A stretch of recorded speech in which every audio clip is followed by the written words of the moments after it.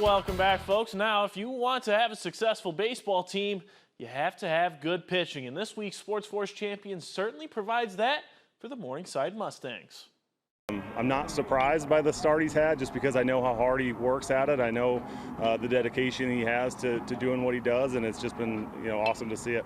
The Morningside Mustangs are having a great season on the diamond thus far, 23-13 overall, and 10-6 in what is a very competitive Great Plains Athletic Conference.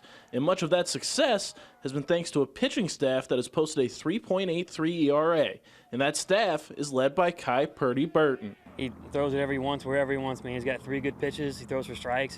He's a competitive guy. No easy at bat against him. This season, in 9 appearances, the Pasadena, California native has picked up 6 wins and 8 starts with a 3.42 ERA and a whip of 1.24. But while some people may worry about velocity, Purdy-Burton believes that controlling the plate is the key to his success. And I think people get carried away with like, oh, he's unhittable because he's touching 9s. Like, no, like tempo, control, all those things, like your movement, it all matters.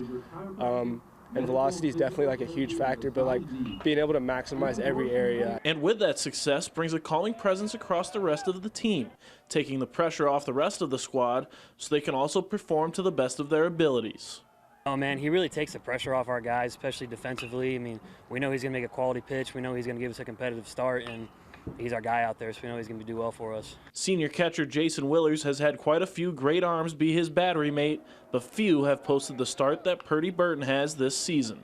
Not many, man. When you start the season, you expect guys to kind of shake out a little bit and then have to dial in, but he's been dialing all year, and that's really something special to see. However, ask Purdy-Burton about his success, and he's quick to point out that he has a defense that is right at the top of the NAIA, helping him out.